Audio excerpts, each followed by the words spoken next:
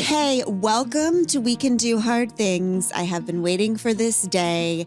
This is my day to shine. This is the day. We have a guest. I don't know if it's your day to shine. Right. We do have a very, very special guest who I actually believe is a beautiful genius. Yeah. But before we bring her on, I want to tell you that the reason I'm so happy today is because we're talking about being sad. And sad is my people's happy. Okay. Yeah. So I have been sad my entire life. Okay. Wah, wah, wah. No, not wah, wah, wah. Okay. It's not the kind of sad that needs to be cheered up. Okay. It's the kind of sadness that I have always seen as an appropriate and respectful and honoring response to living this beautiful life alongside all of these stunningly beautiful human beings on this harrowing, beautiful planet. Yeah. Can you please tell people what brutiful means? Because you're kind of right. just... So beautiful is the word that's in Untamed. And I think I figured out when I was first getting sober, which meant that everything that is beautiful is also brutal.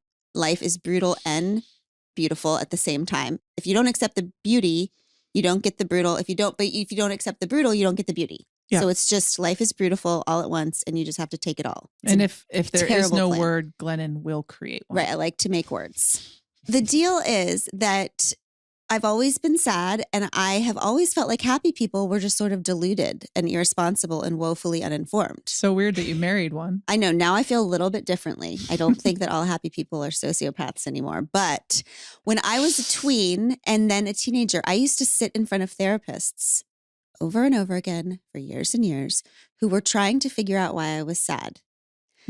But we were like Jedi mind tricking each other because I was trying to figure out why they were not sad. Okay. So like when they'd tell me that I was depressed or anxious, I would think, okay, maybe, probably, or maybe we're just both going to die and everyone we both love is going to die for certain. And so maybe of the two of us, I'm just the one who's paying closer attention. Okay. That makes sense. But fine. Depressed.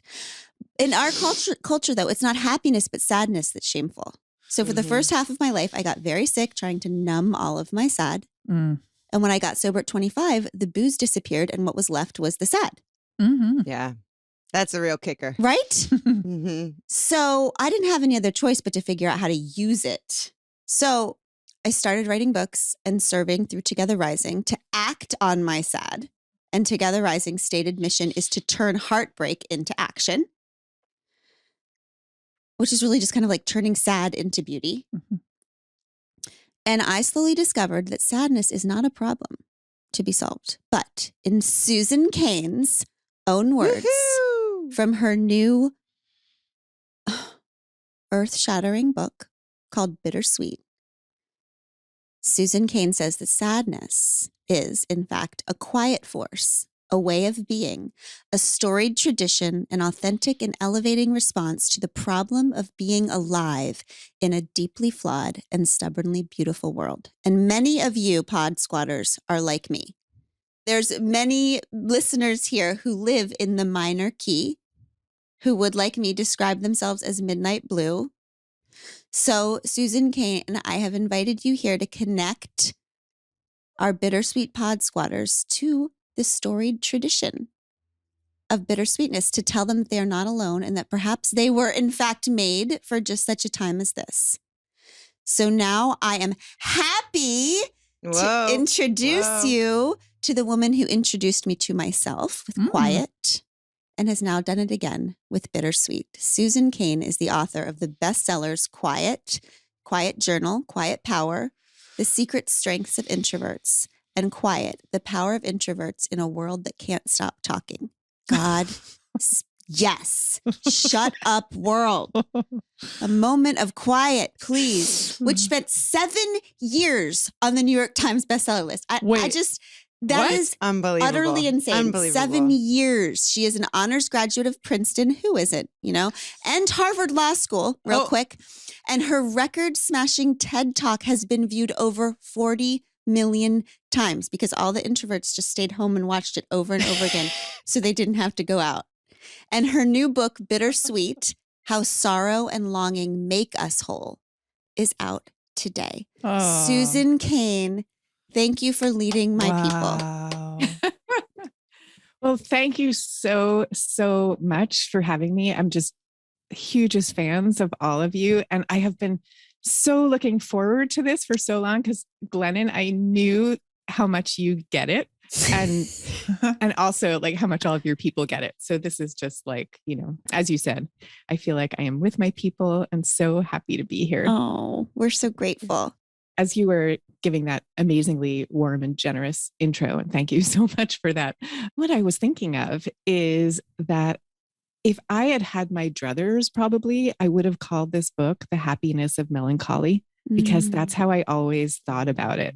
And then, you know, the marketing people in my life were like, well, you really can't use the word melancholy because that will turn too many people off.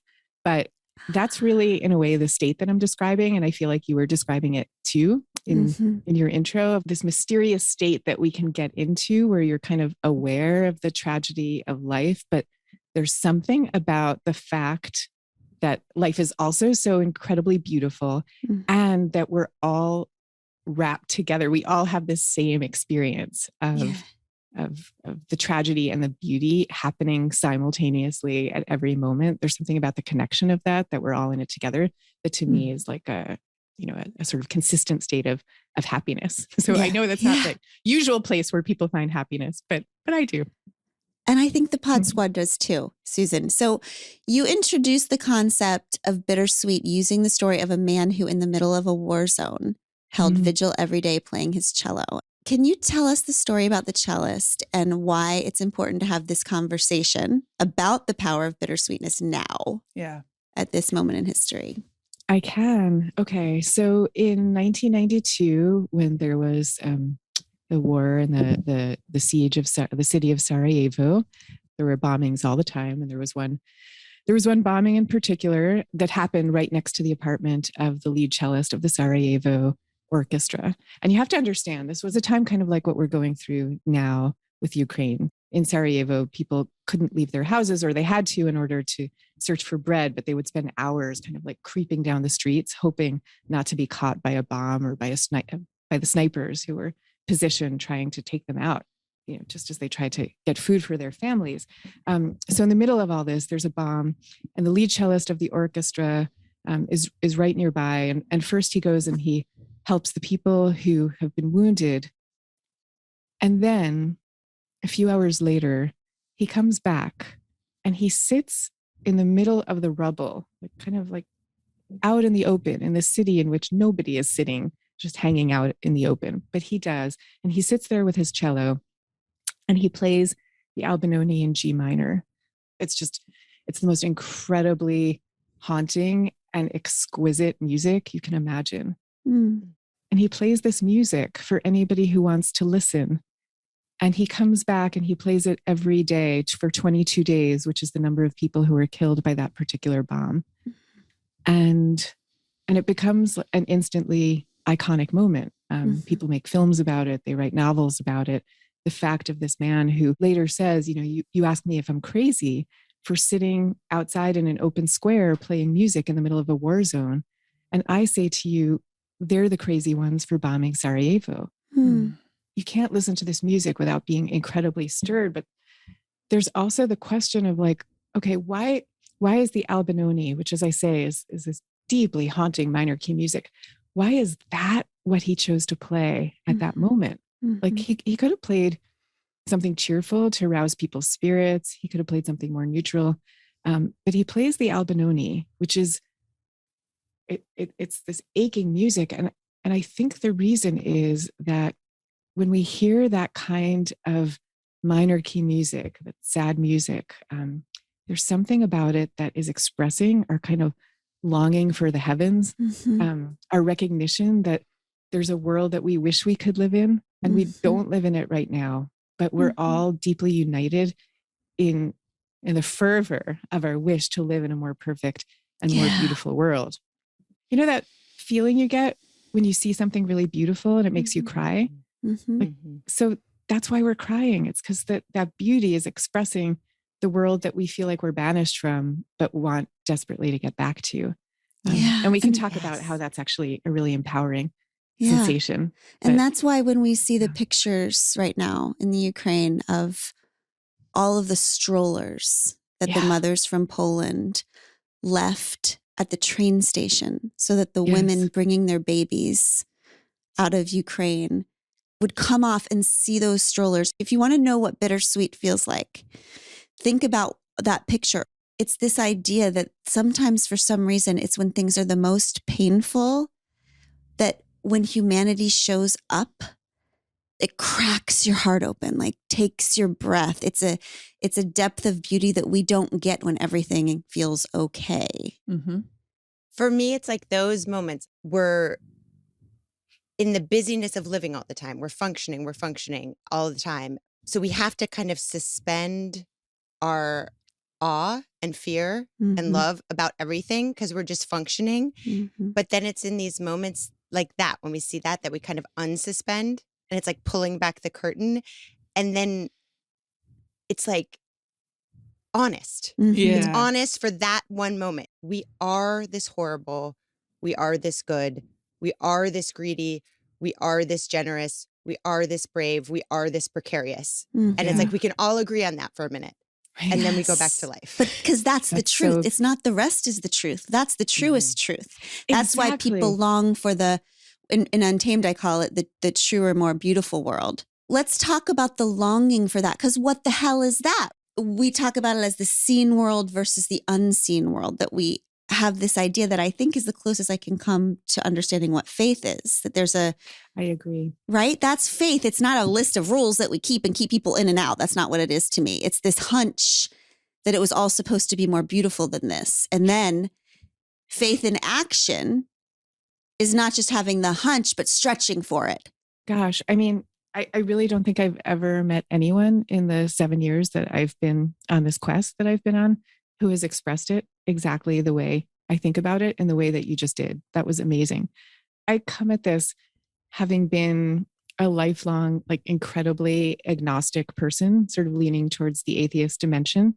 And yet also at the same time, like always having this deep, inexplicable response to minor key music that would make me feel this sense of uplift and connection. And what I've come to realize is that, as you just said, it's like the most fundamental aspect of being human is having this sense of longing for a different world. Whether you think of it in secular terms or spiritual terms, I have come to believe is completely beside the point. Not everybody takes it this way, but I think it's true. Like you look at Dorothy, somewhere over the rainbow in The Wizard of Oz. What is she saying? She's saying there's like another world over the rainbow, and that's where I want to be.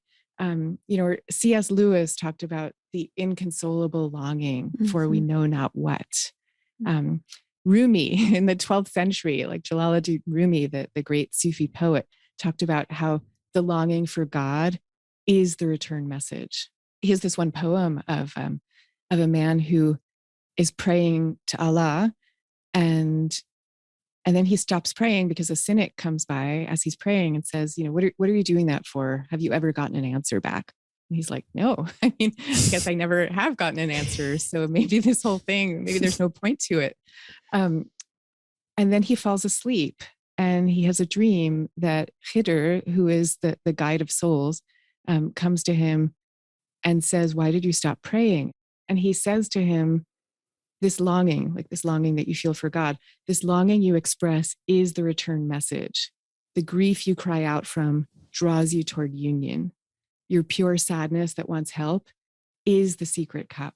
And I think that's the real answer, whether we consider ourselves spiritual or atheists or believers or whatever.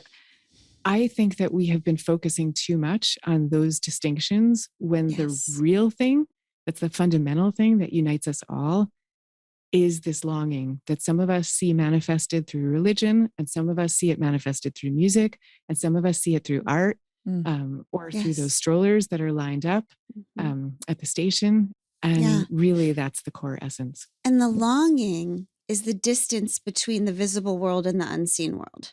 What I just get so sad about Christianity, which is the tradition that I have related to and practiced, is that it's often, there is a longing for the truer, beautiful world, which in Christians would Yeah. call heaven. Right. But then it's seen more as a escape plan. We just wait. We Yeah. just wait to get to that one. Let's not Yeah, worry about yeah. this shitty world Mhm. because Right, there's a true right. and more beautiful one. So the longing is there, but the plan is to wait it out. It's like faith is the vision, the longing for the truer, more beautiful world. But then the bringing on earth as it is in heaven, what that means is bringing to earth the vision. You work to get from the way it is now to get to the way it should be. And that's faith with works. And if you don't have that stretch, it's just dead. It's just an evacuation plan. Yeah, I can't believe that you just used the word stretch, because I mean, the word longing, we think of it as being a passive state, like you don't want to be in a state of longing, right?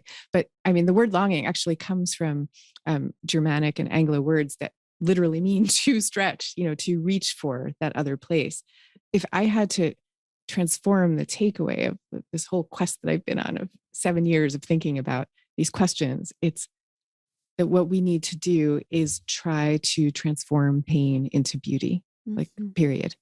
And that's a really big thing, because we all go through pains, and some people very unfairly in a way that we will never be able to understand. Some people go through pains beyond measure. And what we see is that some people take those pains and for 1,000 reasons might not be able to integrate them. And then they take out those pains on other people, right? And the cycle continues. And then there is this other pathway that is transforming those pains into something different. And I feel like that's what you're talking about.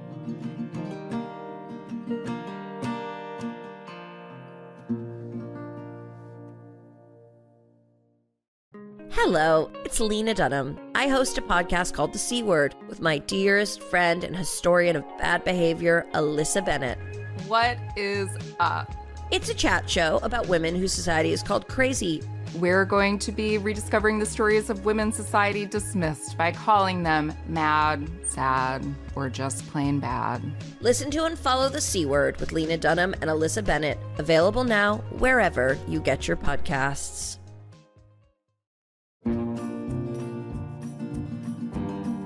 I see my daughter right now, and she's, how the hell old is she? She's 16.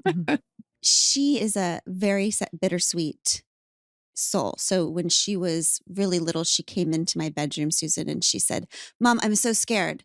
I'm lonely. I'm alone." And I said, and she was like 6 or something. And I said, "Well, honey, I'm right here." And she pointed to her skin herself. She goes, "No, I'm alone in here.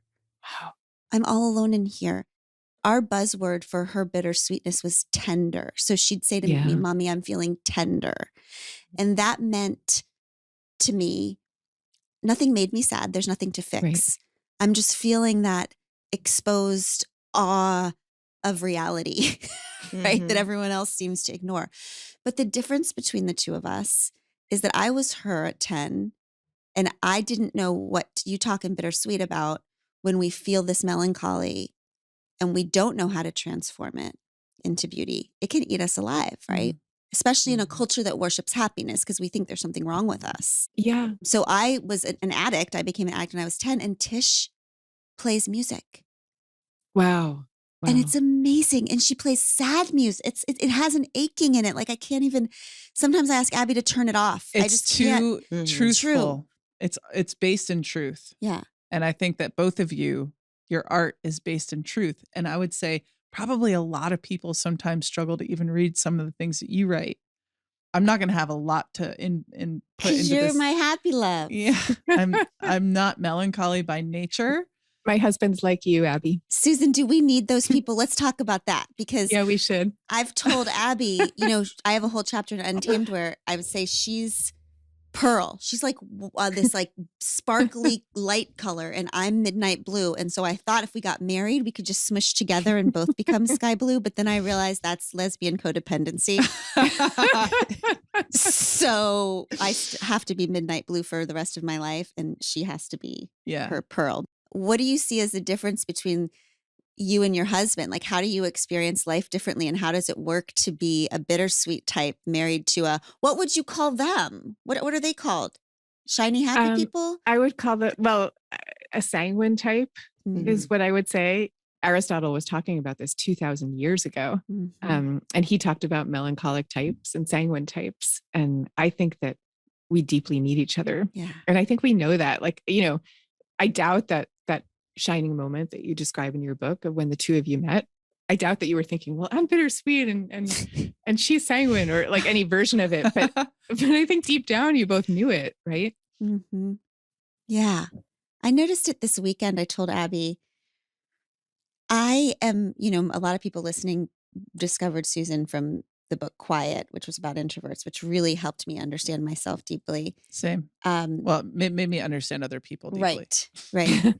But I told Abby she was away for several days this past week, and I was alone with people without her. And I realized that I have a harder time being myself when Abby's not around because I can't be quiet.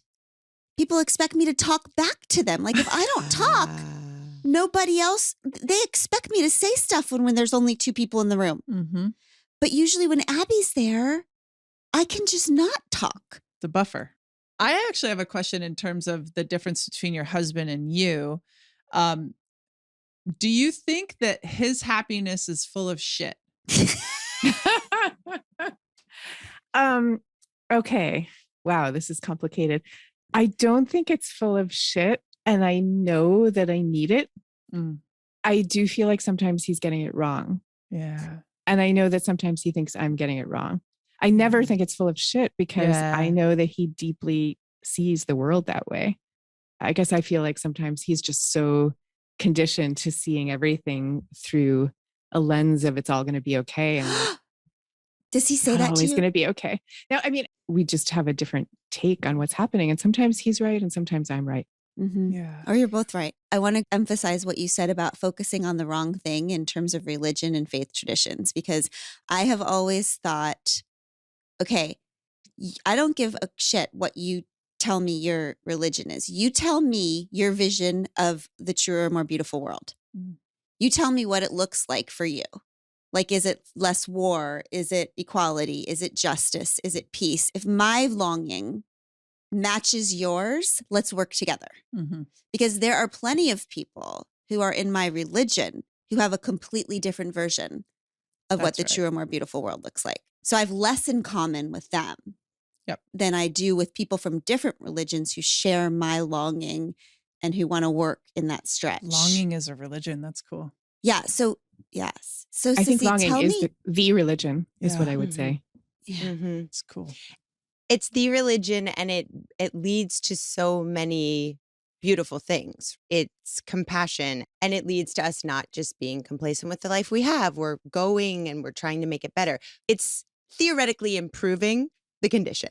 But then when we get to romantic love, intersected with this kind of fantasy that we have in the world of our missing half, like our soulmate who is going to know us fully and complete us fully, then we have our natural baseline of longing with that myth.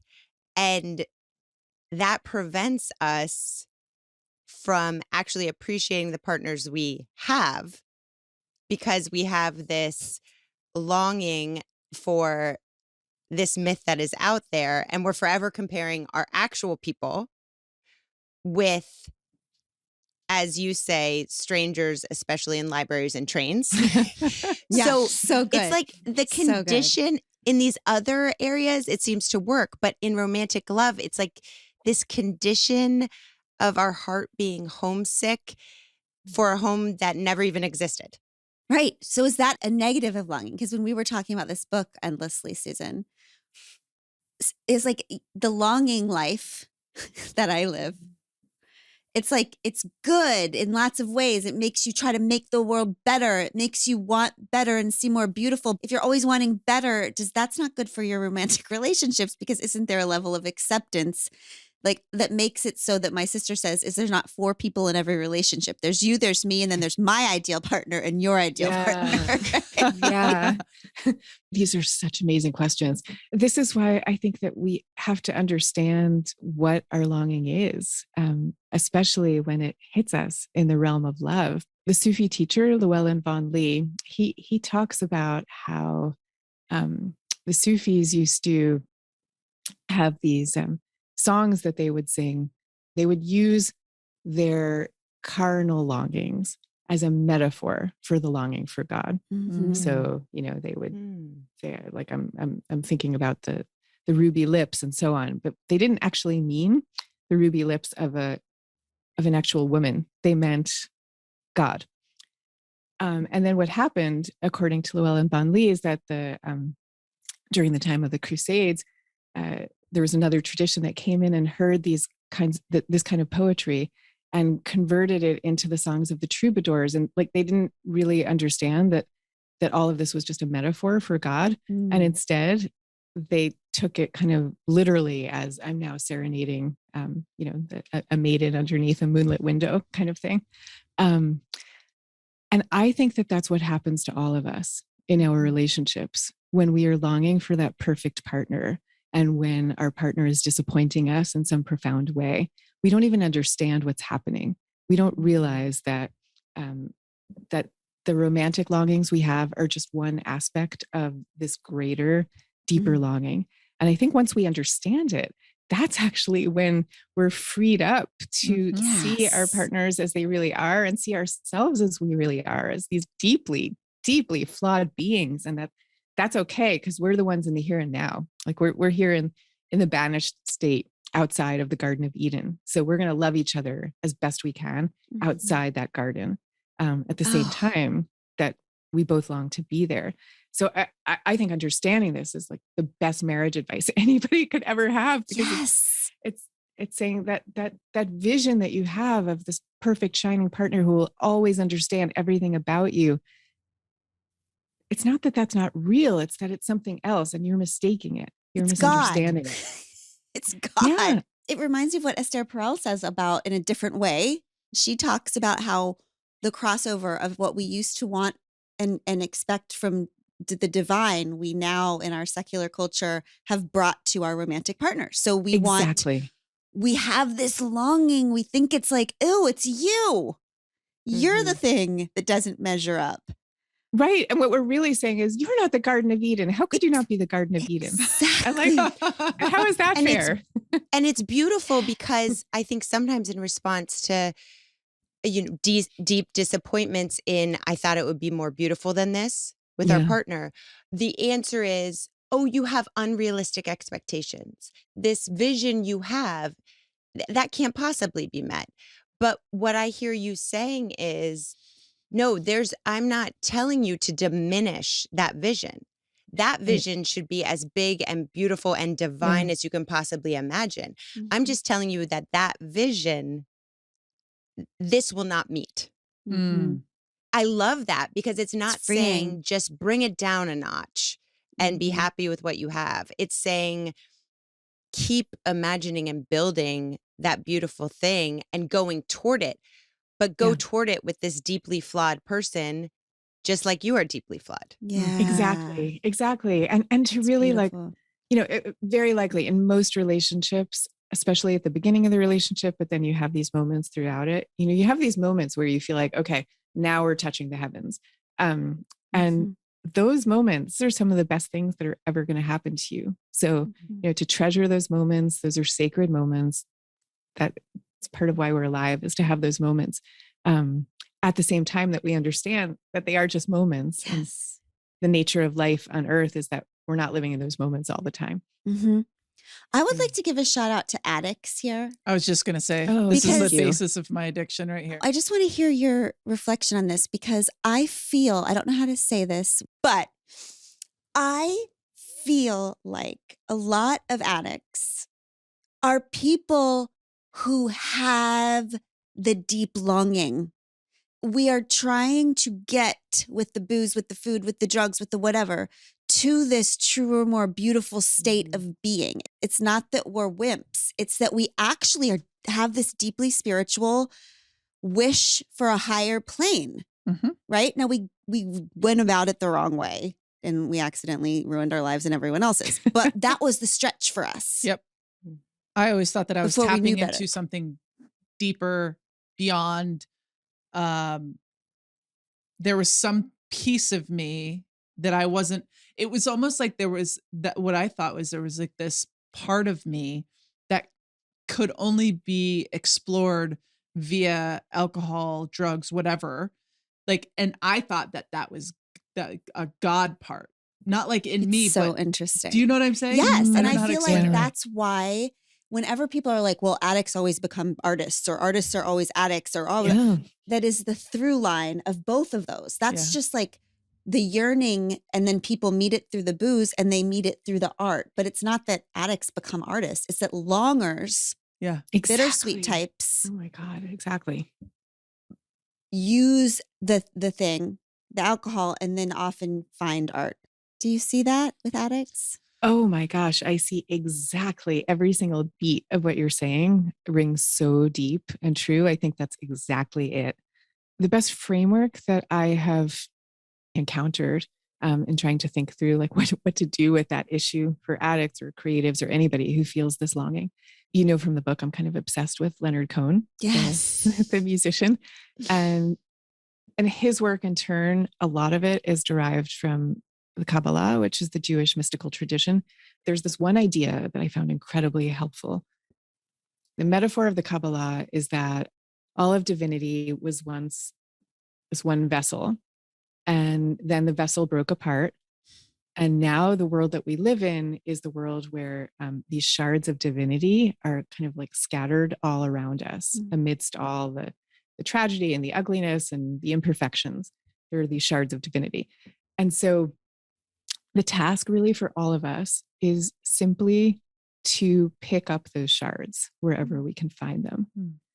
And I love this because it's not saying to us that we're ever going to get to that world that I think is fueling addiction or fueling unfulfilled creatives. The goal is not to actually reach the thing you're longing for. The goal is simply to take in this reality and reach for it where you can. It's a much more modest vision, but I think it's very liberating. I love that. And it's not like you have to put it all back. I feel like I'm always trying to make sense of everything in a whole. Like if I made that metaphor, I would be like, okay, my job is to find all the shards, put them all back together, see the whole thing, make it work. Like, no, but just the idea of picking up little beautiful pieces and saying to the world, this is a beautiful thing.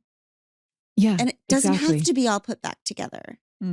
It's not only that it doesn't have to be, I think it's actually dangerous to think that it can all be put back together because, I mean, in the way that we know it's dangerous with addiction. Like if you think it can be put back together, whether it's through addiction or through politics or through whatever it is, you end up sacrificing too much in pursuit of a supposedly perfect reality that can actually never be achieved. And so you keep on just sacrificing and sacrificing until you get to that place.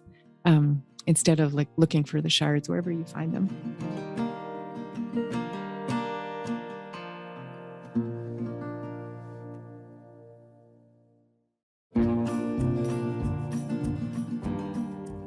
So if you're a bittersweet person, number one, you understand what we're talking about when you're talking about the longing. You get that. In Untamed, even the cheetah metaphor was that. Yeah. Even a cheetah born in captivity knows somehow that it was supposed to be more beautiful than this. If you understood that metaphor in the book, you might be bittersweet. Okay. A second idea that is in the book is this idea of if you're a bittersweet type, you see beauty in pain and pain in beauty. You use C.S. Lewis, the stabs of joy. Yeah. It's like that feeling. What I think about it is when I was little and something beautiful would happen to me. Like I would smell my mom's lotion or something when she leaned over to kiss me. And it was so wonderful and horrible. Like right away, I would feel this horror of loss, of like, whatever I love, I'm going to lose. Like when I look at my kids and they're in a moment of beauty, like say they're on the beach and like they're running free. I look at them and what I feel is not pure joy. I wish it were, but it's not. It's joy matched with this Dread. or it's Terror. a stab. It's a stab of joy. Can you talk about that, Susan? Yeah, absolutely. It's like you see the child, splashing in the rain puddle and tears come into your eyes. And we think, oh, well, the tears are in our eyes just because it's so beautiful and it moved us. But, that this moment of the child's joy moved us. But that's not really all that it is. It's also, we know, whether we know it consciously or not, we know that that child is going to grow up. We know that we may or may not be there to see it, but we won't be there to see something in that child's life when they're grown up. The child won't be a child forever. They won't be alive forever. We know all of that when we're seeing these moments of beauty. And so we're like holding these two truths at the same time of this amazing, precious child and the fact of impermanence. Yes. And that's what makes us cry. Yes. But I do have to say, like, to people who are listening to this, be like, oh my God, does this mean, I just have to like cry forever or something? I have found through being really immersed in this topic, there's something about immersing in this that it's not that the longing goes away, but it kind of resolves in a certain way. You understand so much what impermanence is and how deeply it's part of us that I feel less tormented by it and more just like deeply appreciative of it. We talk a lot about what fear brings us. Mm-hmm. It actually brings us protection. What anger brings us, it brings us boundaries, what we will accept and won't. But we don't talk a lot about what sadness brings us. Like sadness is an important in a toxically positive culture. Oh yeah, like hugely. Sadness is just shunned, but we need to reclaim the power of sadness. Because what I love about your book is I'm not talking about wimpy sadness. Like love is not wimpy. I'm talking about a sadness that is a deep paying attention, that is a willingness to feel the pain of the world that then leads you to be deeply involved in it in a way that can be healing for all. I think of this kind of sadness as very deeply strong. So tell us about what sadness, what this bittersweetness brings to the world, like all of the power in it. There is a long intellectual tradition of the concept of a wounded healer. And this is the idea that people who have withstood any kind of wound, which is almost all of us, you can take that wound and take it out on someone else, or you can use it in a healing kind of way. This has been part of our intellectual tradition for thousands of years, but I'll give you just one concrete example. Maya Angelou, who of course wrote I Know Why the Caged Bird Sings. If you know that story that she tells in that book, she, from the time of earliest childhood, had withstood more wounds than anybody should in an entire lifetime, including being raped when she was, I think it was 8 years old, and then telling people about that rape and seeing the man who had raped her be killed by people who were outraged about it. And so she started to feel that her own voice was so dangerous, it could get a man killed. And so she should stop talking. And she actually stopped talking for 5 whole years. She literally did not talk to anyone but her brother for 5 years. And then she meets this woman, Bertha Flowers, who takes the young Maya under her wing and starts introducing her. And during all this time that she hadn't been talking, she'd been reading. So Bertha Flowers introduces her to A Tale of Two Cities by Dickens, and reads it to her in kind of like a voice of song. And she's completely mesmerized by it. And it opens her up, and she starts taking her wounds at that moment and turning them into healing. So she starts writing herself, and we all know memoirs and plays and poetry and so on. That's like one shining example of the way in which you can take the pains that you have suffered to do something good for somebody else. But you don't have to be a genius the way she was to do that. You can do it in the simplest of ways. Exactly, like an everyday thing. Because I love the Keltner quote when he said, sadness is beautiful and sadness is wise. Sadness is a meditation on compassion. And the sadness is a meditation on compassion. For me, it's like when somebody dies and you go pay your respects, and you're solemnly in there, you're witnessing, you're in communion with the family. And that's what I feel like sadness as a baseline every day is. It's like paying your respects, being in communion with a world that is full of astonishing grief all the time. Compassion means to suffer together. So it feels like the only choices are to suffer together or to suffer alone. Right? So I feel like that is just, that's why sadness is beautiful. That's why sadness is wise, because it's the way we suffer together instead of suffering alone. Yes. And you don't have to be a poet to do that. And actually, it bothers me when we only talk about bittersweet types as artists, because actually what I think, I was a teacher. And when I was a third grade teacher and a preschool teacher, what I was doing was trying to bring my unseen order to the seen world. I was trying to create a truer, more beautiful world in my classroom where people were good to each other and everybody got to bring their full selves to the table and things were fair. And nurses, doctors, frontline workers, teachers, like all of these people are usually bittersweet types that have a longing for a truer, more beautiful world and then make it through their service. So artists are one way, but everybody who serves. Exactly. I want to come back to the strollers in Ukraine, the strollers that people have left out for refugees. What is it about that image, the image of the strollers that are left for the babies? Why is that the image that has seized us so? Because I'm sure it's the case that there have been all kinds of gestures of goodwill and generosity, but this is the one that took hold in our hearts and in the media. And there's really a reason for that.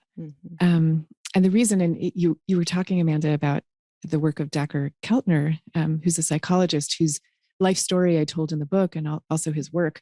And he talks about how what he calls the compassionate instinct, that it really comes fundamentally, it comes from our wiring as mammals, as humans, to respond to the cries of our infants. And because we're primed that way, because the whole species is designed to be able to take care of defenseless infants who are crying all the time, because of that, it kind of radiates outward from there so that we respond in a very deep and visceral and physical way to the cries or to the grief of anybody. And obviously we don't always get it right because our species is sometimes awful.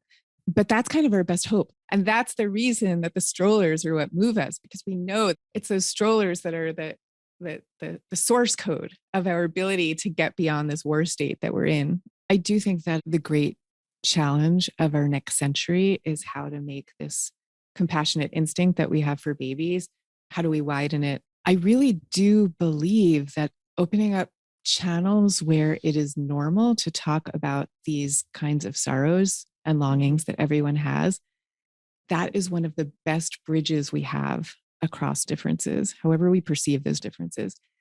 That's the one that gets us in the gut. Just to talk for a second about Dacher Keltner's work, like he found that we all have the vagus nerve, and that's the biggest bundle of nerve. It's like a nerve collection in our bodies. It's the biggest one. And it's involved with everything as fundamental as breathing and sex drive and digestion. So it's like really what keeps us alive. And it's also our vagus nerve that responds when we see another being in distress. And I think that's amazing if you think about it. Like it's telling us that our ability to respond empathically and desiring action for somebody else's distress, that's as fundamental as our need to breathe. That's how big it is. So I believe if we could figure out a way to really open things up so that we can tell these stories about ourselves across racial groups and so on, to really tell these stories without any kind of stigma attached to it. That to me was the most impactful part of reading, because I think in this culture where we're taught if we are sad, that means we just can't take it. We just can't cut it. We need to just like buck up. To understand that sadness physically inside the body, which triggers compassion, that is written into the code of us as much as breathing in order to be humans. So that vagus nerve, the things it controls, the breathing, the digestion, the sex, the things that you need to be alive and to continue the species. And the other thing is it makes you care, right? You see something sad, it makes you care. So caring is as important to being a human being as breathing. But we have been taught sad, bad. So we try not to respond to that. But I think if we understand ourselves, that is a necessary function of our humanity. And it's an evolutionary requirement. Like we need it to continue on. Then I think we not only have more compassion to the world, but to ourselves. Because we're saying, oh no, I'm just doing a very human thing that I am hardwired to do. And in fact, I should be responding. When I feel that nudge, I should be doing it. And Together Rising, we always say that we're not about givers and receivers, that there isn't like one group in need, that we're all deeply in need. And that vagus nerve research was like, yes, we are all deeply in need. We are either deeply in need of responding to suffering in the world, or we're deeply in need of being relieved of suffering in our lives. And often we're both in the same month. Right. But there is a common need as humans to care, to deal with suffering, to care. Yeah. And I think it's revolutionary and it's resistance. It's not an accident that in our very unjust and very violent world, caring has become something soft that you shouldn't do, that you should just numb yourself. Like that's because that's how status quo continues. Yeah. If nobody cares and nobody feels and nobody actually pays attention, then the 7 people who are in power get to keep all the money and all the power, because it's an excellent way to keep status quo, is to keep caring as something loserish and soft. And that's why I think this bittersweetness and way of life and caring is a badass warrior way of life.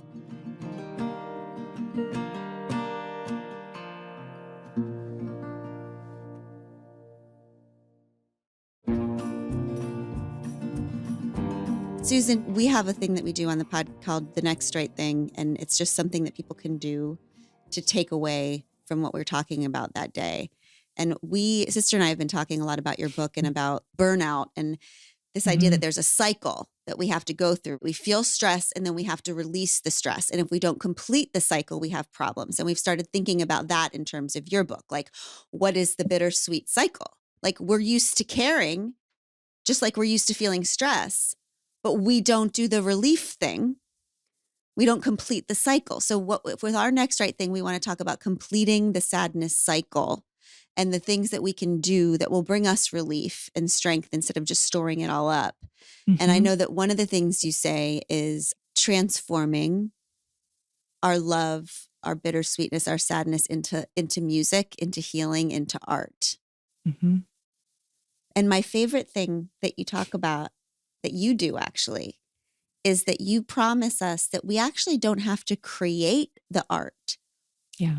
We can consume the art, and that completes the cycle. Can you tell us about how you've done this? Because I think this is something like world shifting that people can just do in their freaking Instagram feeds. Yes, absolutely. Okay. So first of all, we've been focused so much on sorrow and suffering and so on. And we've done that because we're living in a culture that's like, yay, joy, no good, sorrow. But the truth of bittersweetness is that joy is equally important. Joy is equally present with sorrow. They're an inseparable pair, let's say. So we do need to talk about joy too. And Glennon, to the idea that you were getting to. Okay, so when the pandemic first started, and I had a heck of a time in the pandemic. My father and my brother both passed away from COVID. So it was like very, very real for me. And I was going through this period of, waking up in the morning and doom scrolling the way people do. And I knew I had to get out of this loop. I started deciding to follow art accounts on Twitter. And at first, just a few. And then I started asking around, which ones should I follow? And I got all these recommendations. And pretty soon my whole feed was full of art. And then I didn't really expect this, but then I just naturally from there developed this practice where now almost every morning I wake up and the first thing I do before starting my real work is I pick a favorite piece of art to share on social. And I do that along with an idea or a quote or whatever of the day. And it's become a kind of, sacred daily practice that I love, love, love doing. And it's attracted a lot of like-minded people to also sort of be together in this journey. And that's all a long way of saying that I think that the simple act of thinking, what is my daily shot of beauty going to be, is incredibly transformative, and just to be thinking actively, how can I bring more beauty into my life? How can I cultivate it? And as Glennon said, we are taught that to engage with beauty, you have to be like a super talented artist of some kind with tons of people buying your paintings or something. And that's completely diluted. That has nothing to do with it. All you really need to be doing is engaging with beauty as you see it. So it's enough to just look at the art and love it, or go look at the waterfall and love that, whatever it is that you love. And that's not just me saying it. There are also studies that find that the simple act of consuming art is transformative for people. Yes, that's so beautiful. We do it every day with music. If I'm in my kitchen, I'm in the scene world. Boo. Then I turn on the right music and I'm immediately in the truer, more beautiful world. Yeah. If I light some incense, forget about it. Gone. So there's like these little things that you can do. And then the creating or consuming the beauty. And then there's the service. In a world that will tell you that you should not be heartbroken, there is the other way, which is like, no, you run as fast as you can towards what breaks your heart, because that is where you'll find your people and your purpose. Yeah, that absolutely. Is a clue for you. And there too, it's great if you go and start a foundation or do some gigantic thing. That's wonderful. But you don't have to think of it like that. There's a Jewish saying of, if you've saved one life, you've saved the whole world. I think there's a really deep truth in there. So if it feels too overwhelming to you to do some grand act, it doesn't have to be that. It could be like, what do you feel like is the wound that has most affected you? And what could you do for one being in this world that would alleviate their pain? And that, I think, is the greatest meaning in life. Like, if you've alleviated the pain of one being, you've probably done pretty well. Yeah. It's the idea of what you wish you could do for the world, do for one person. Yeah, exactly. Susan, I know you wanted to talk about joy. The happiness of melancholy was your original working title. What would you say about joy? And when you experience joy as the inextricable flip side of melancholy, what does it look like? What does it feel like? What does it bring you? I don't know if this sounds like a cliche or not, but it's beauty and it's love. And that's where I go immediately. And I guess we talked about beauty already, but love is like the clear one. So the closest relationships in my life are incredibly dear to me. And so that's like let's say that's the telescope looking in a really close way. But when you expand it out, I feel like the whole reason that I became a writer in the first place is because I was completely mesmerized as a reader, as a kid, by the kind of incredibly deep communion that could happen between a writer who might not even be alive anymore, and then the reader who's reading it like 1,000 years later, let's say. That communion to me is just the most incredible thing. So I kind of live for those moments of communion. I look for them in 1,000 different ways. That's what I feel like the goal is. And as I say, I think that the great challenge for all of us for the next century is figuring out how to feel that deep a sense of communion for everybody. And I don't think it comes naturally to us humans, but that's where we have to get to. I love that of joy as communion, because Yeah. then the joy is in the communion. You may be communing over something sorrowful, or you may be Yes. communicating over Mhm. something celebratory, but the joy is just in the communion. I'm so glad you're making that distinction, because yes, the whole point of it is the communion. And all I'm really trying to say is it so happens there's this weird quirk that shared sorrow is a way of getting us to communion that our culture has completely ignored. So it's like we have this superpower that helps us get to communion that we're just not even using because our culture is so biased against it. It's not the only way to get there, though, but getting there is the ultimate point. And yeah, and so for the minor key music lovers, that's really what you're feeling when you feel that weird ecstasy at the sound of bittersweet minor key music. What you're really feeling is communion with the artist who created it and with that which the music is expressing that all human beings experience. It's communion underneath. So beautiful. Susan, thank you for this time together. Thank you for your work, which has definitely been just so life affirming. You made me a better leader. Oh, yeah. Yeah. Abby read your book, Quiet, to help herself understand the women on her soccer team Years ago. Wow. who, Wow. Yeah, who were introverted and a little bit less loud than me. Thank you, everybody, for the next right thing. Pick up Bittersweet. You will not regret it. Follow more artists and musicians and poets and nurses and teachers and frontline workers and all of those kinds of bittersweet warriors in the world. And just find somebody to be kind to today. Does that makes that's the stretch. That's right. That's the stretch between the seen And world be and kind. and the unseen world. I just want to thank you all so much. I'm just such deep and profound fans of all of you. And this, just getting to talk to you right now has been such an incredible gift. Thank you, Susan. And to the rest of you, we can do hard things like remembering that being human is not about feeling happy all the time. It's about feeling everything. We'll see you next week. We Can Do Hard Things is produced in partnership with Cadence 13 Studios. Be sure to rate, review, and follow the show on Apple Podcasts, Odyssey, or wherever you get your podcasts. Especially be sure to rate and review the podcast if you really liked it. If you didn't, don't worry about it. It's fine.